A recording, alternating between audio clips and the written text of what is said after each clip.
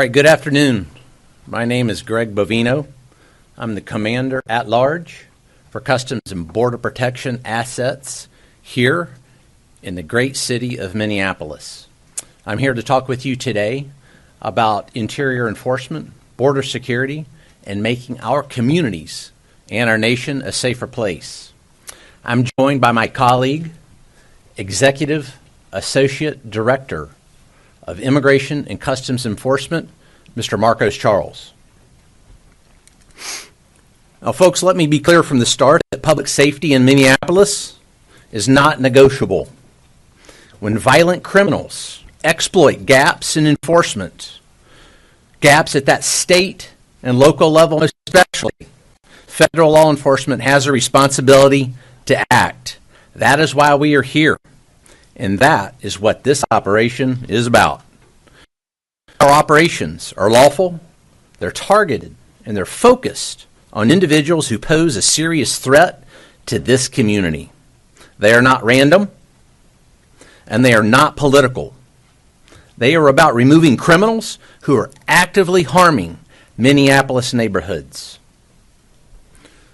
For too long, residents have been told that enforcing our nation's immigration laws undermines public safety. In reality, the opposite is true. When the law is not enforced, violent offenders remain free. Criminal networks expand, and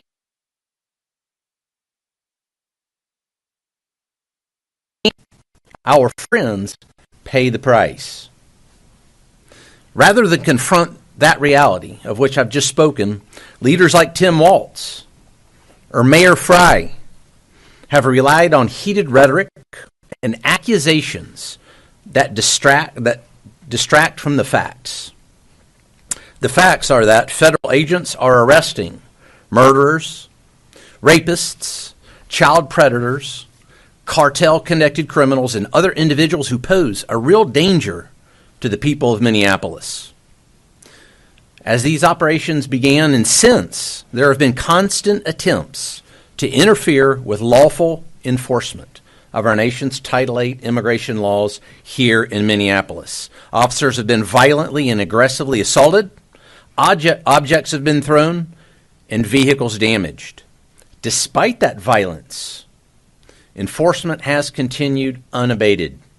Our officers remain professional, focused, courteous, and committed to the mission. That mission, again, being Title VIII immigration enforcement. This effort reflects a coordinated federal approach. Agencies are working together under Title VIII authorities, agencies like the United States Border Patrol, Immigration and Customs Enforcement, and many other allied law enforcement agencies, FBI, DEA, ATF, and many others have came together under this operation, under this umbrella. We share intelligence and execute operations in a unified manner. That coordination is essential to effective enforcement and public safety.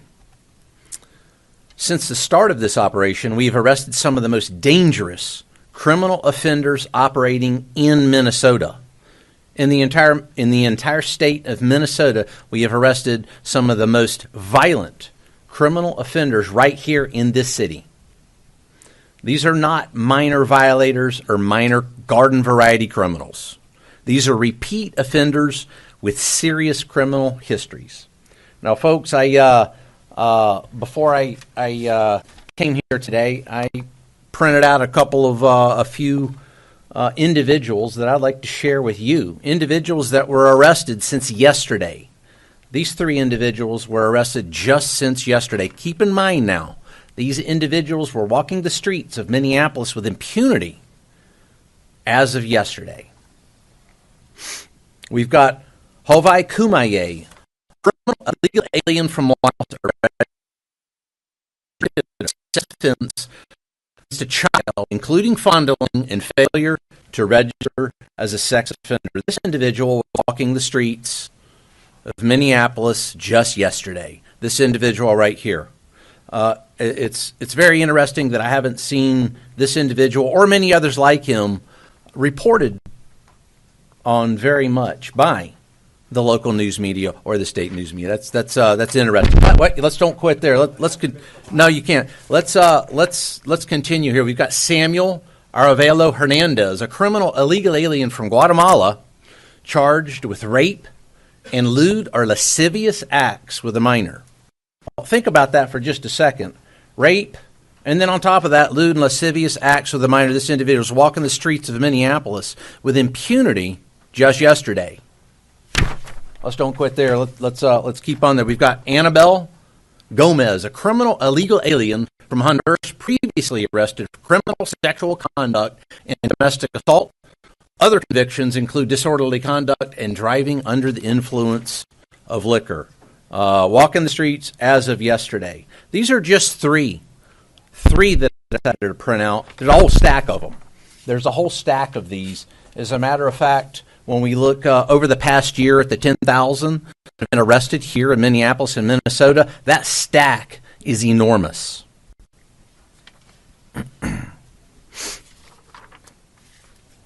These are the kinds of individuals this operation focuses on. Individuals who violate situations and endanger others, their neighbors, friends, or colleagues, Mom and Pop America.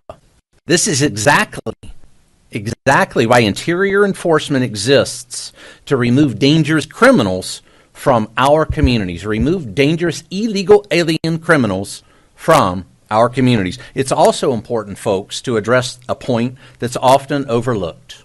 Interior enforcement does not exist, and it's not just about interior enforcement. It's a dichotomy here. It's interior enforcement and border enforcement. What happens in Minneapolis is directly connected at what happens at our borders. Interior enforcement and border security are intricately connected. For years, federal law enforcement was placed in a defensive posture, especially over those past 4 years. Agents were overwhelmed, processing massive numbers of illegal aliens coming into the country, often with limited vetting, minimal accountability, and few consequences. I think that's proven right here just by those three that I held up there. Time and resources that should have been dedicated to public safety were diverted to administrative processing, and criminal organizations exploited that environment. Over the past year, under the leadership of our President Donald J. Trump and Homeland Security Secretary Kristi Noem, that dynamic has changed. It's changed radically. It's changed more than I've ever seen in my over 3 decades in law enforcement. Border enforcement has reached historic levels. I actually called back to my home sector in El Centro today. They had one apprehension over the past 24 hours. One along that 75-mile stretch of border in El Centro alone. Last week, there were several days where they had 0 border crossers in that sector. That's the same thing across all 20 Border Patrol sectors. Very few crossings. Illegal crossings have dropped to record lows. Catch and release has ended. Consequences have been restored. Again, consequences restored. Because the border is now secure, law enforcement can do its job more effectively. Agents are no longer tied up processing and releasing individuals into the interior, individuals that we just talked about. They can focus on who is coming into this country, and just as importantly, identifying and removing those who should not be here. And that shift matters. It allows for meaningful vetting, targeted enforcement, and a renewed focus on public safety over paperwork. Public safety over paperwork. Border security provides operational control, pipelines to prevent criminal flow from reaching American cities. It also allows law enforcement to focus against failed policies and later committed serious crimes. What happens on the border doesn't stay on the border.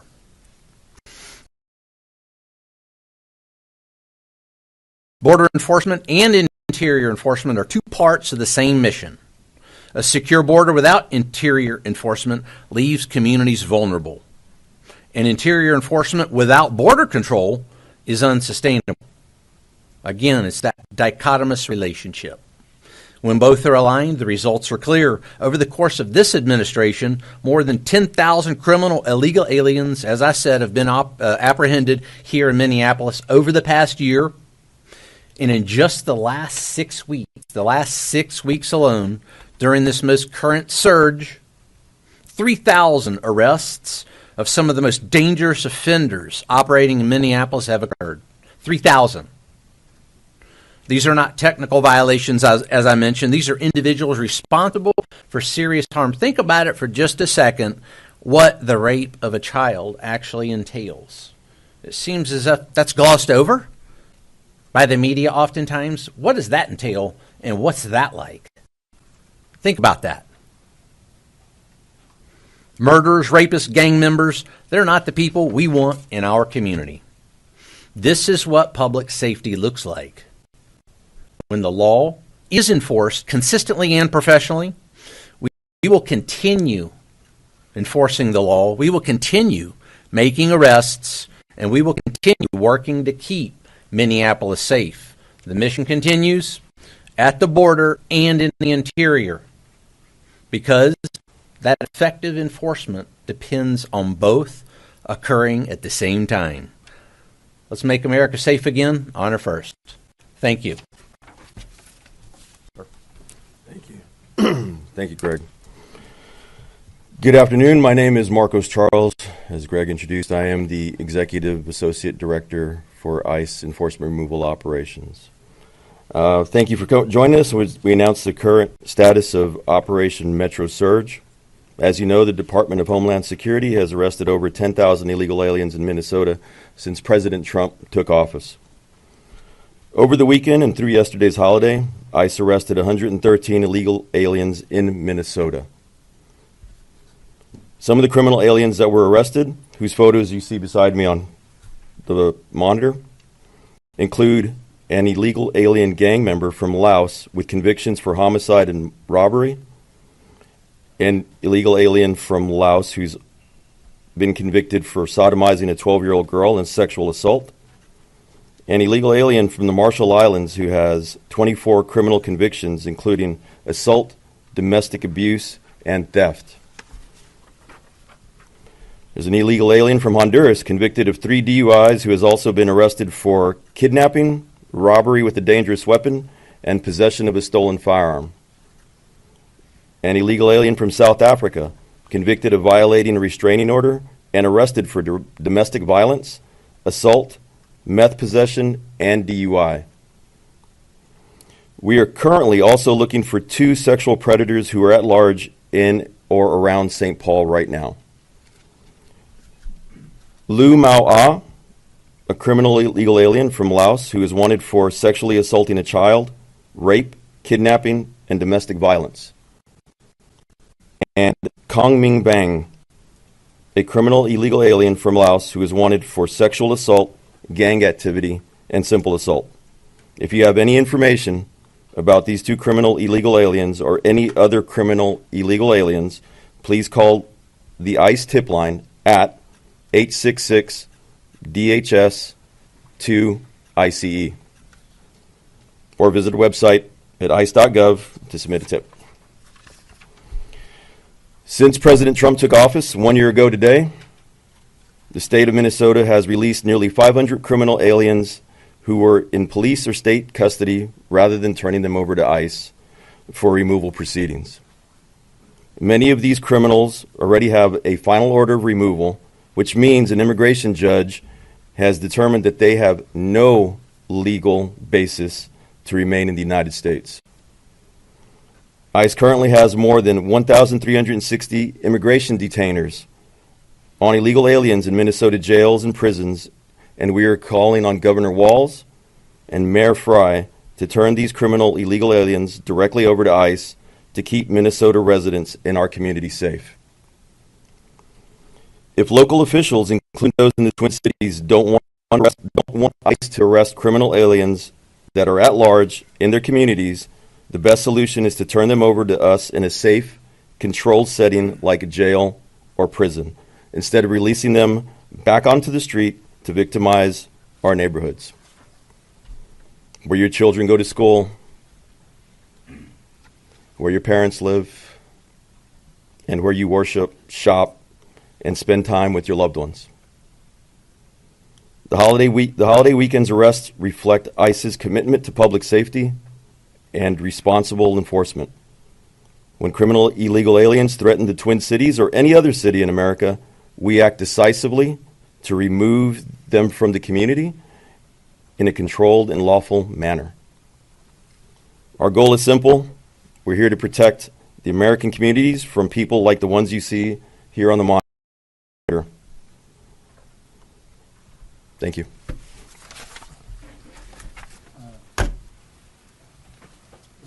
For Commander Bovino, some of us in this room, this is A.C. Thompson with PBS Frontline, have followed you from city to city and documented your activities.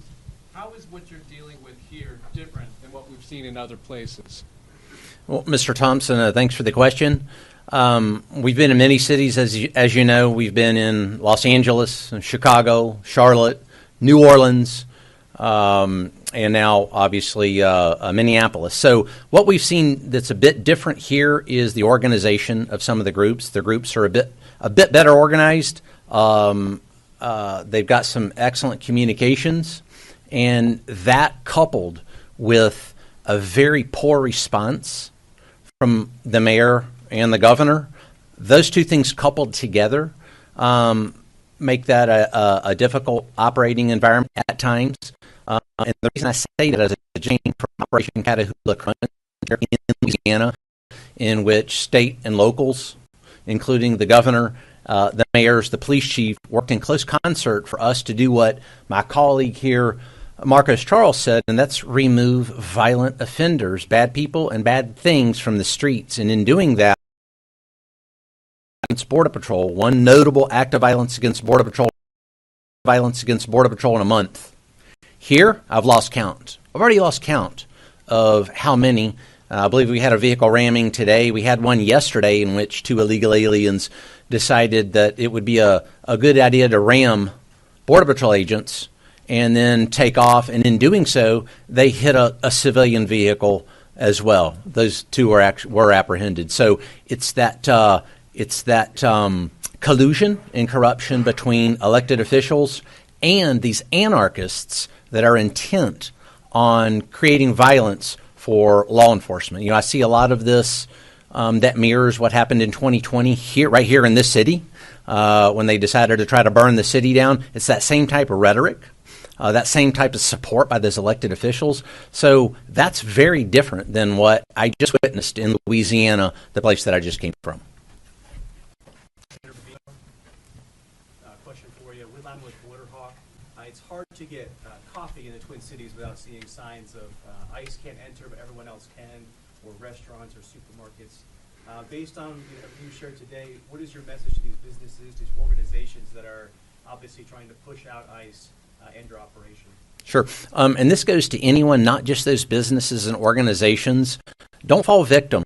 Don't fall victim to that heated rhetoric and those lies that are often spouted by, say, a Mayor Fry. Mayor Fry actually told his police force to fight federal agents in the city. And you should have even seen the look on O'Brien's face, Chief O'Brien. His eyebrows actually raised at that one. So don't fall victim to that. Our Border Patrol agents, our ICE officers, are parents. They're citizens. They enjoy the rule of law just like everyone else. So to deny them a cup of coffee or lawful commerce seems to be absolutely opposite of what we would expect in a lawful, orderly society. Did we like what happened with the church there a couple of days ago when individuals came in and disrupted almost violently a church service? Absolutely not. Same thing. We should treat each other with respect, dignity, and that is why we are here in this city as we take those violent criminals off the streets. That's respect and dignity. This is for you as well, Commander Bovino. At a press conference today, we heard from several local police chiefs who said that they support ICE, but that certain ICE tactics are making their jobs keep our communities safe that much harder. What's your response?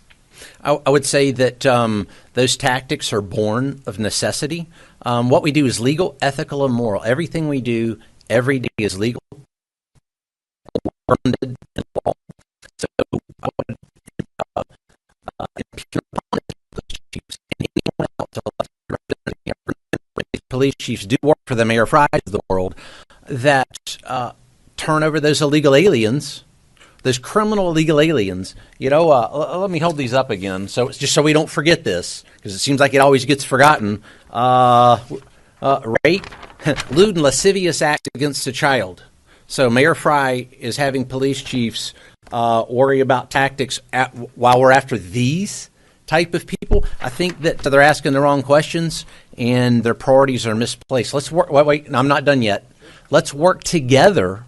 And we've said this from the very beginning. We want to work together with local police chiefs and rank and file. And believe it or not, folks, we work very well together with the rank and file we have in every single city we've been to, whether that's Los Angeles, Chicago. A lot of rank and file gave us a lot of good information on a lot of good criminals, a lot of bad criminals there in Chicago. And then we proved it again. Let's work together to take individuals like this off the street. Had we worked together from the very beginning, perhaps we wouldn't be in the city by the thousands conducting operations that those police chiefs, those mayors, and those elected representatives refuse to partake in. If I could just follow up, though, real quick. If from a lot of people, I think you'd be hard-pressed to find anyone who doesn't want criminals who are alleged to do these things out of these communities. I mean, no one wants that. I think where a lot of the criticism comes in is within the tactics that you see ICE and others engaging in, that it's ordinary citizens who are not sex offenders or rapists getting swept up in it. So what do you say to that? Sure. Where you're talking about these ordinary citizens, mom, pa, America, that get swept up in what I see. I'm out on the streets just as Marcos Charles here is. We're on the street. Folks get swept up, as you say. Oftentimes it's those agitators, those rioters, and now I call them anarchists that actually cause mom, pa, America to sometimes be near, at, or involved in a very tense situation when they shouldn't even be. There's no need for that violence that we see against law enforcement. And again, it seems as the only people that are really dialing down that rhetoric is the federal law enforcement entities that just want to conduct legal, ethical, and lawful law enforcement missions in this city to take out those violent criminals, bad people, and bad things. Thank you. News Nation. Kelly Bradley, News Nation. I have two questions. First one for Marcos Charles. What is the current status? I'm sorry, can you repeat it? What is the current status of the officer that was involved in the deadly shooting? Is he on administrative leave? And then the second question is the local police today were accusing both ICE and Border Patrol of having a small group of people within the ranks that are causing these issues. What's your response to that? Either one of you can answer that one. They're saying that it's isolated to a small group of agents that are causing issues. So the officer that was involved in the shooting last week, or Is he on administrative leave or is he still involved in the operation? he's at home recovering. Leave it at that. And as far as the response to local police saying that it's isolated to a small group of your agents or officers that are causing issues? So our officers that are out there, CBP, Border Patrol, DOJ, partners that are out there, ICE, ERO, HSI, everybody that's out there is a professional. They're out there doing their job. They're everyday people doing a very hard job trying to enforce the immigration laws in an environment where local and state politicians have been spreading rhetoric that dehumanizes these officers and agents. We got time for one more. Commander Bovino, Oregon with the Daily Caller. Earlier today, Brooklyn Park police chief said that his department is receiving endless of calls from American citizens saying that their civil rights are being violated by federal agents. And the police chief also went on to say that some of his off-duty, one officer was boxing. That's according to the police chief. I just wanted if you had a response for the Brooklyn Park police chief. Sure. Again, our Border Patrol agents, ICE officers, and those allied federal law enforcement agencies are out there conducting Title VIII immigration, the Title VIII immigration mission. And I'll tell you, when you have a mayor and a police chief, O'Hara, that say call 911 when ICE or Border Patrol's in the neighborhood, and then they wonder why the 911 system is overwhelmed with superfluous calls superfluous calls for assistance when that is not true. So we're going to continue to be out in the community, and we're going to continue to conduct that mission, that legal, lawful Title VIII mission. And again, I've been out with my Border Patrol agents. Marcos is out constantly with his troops, and what I see out there is a very professional, prudent, and thoughtful law enforcement action. And if somebody needs to use the 911 system, then do it. But let's don't encourage anarchists to utilize a 911 system that hurts other Americans that may need to use that system. A law enforcement professional should know that. Thank you, Russ.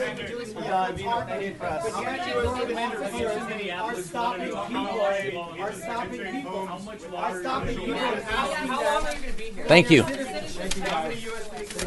Sir, you talk about, why don't you answer that question, sir? Sir, why don't you answer that question? You're not just going to get to call on whoever you want.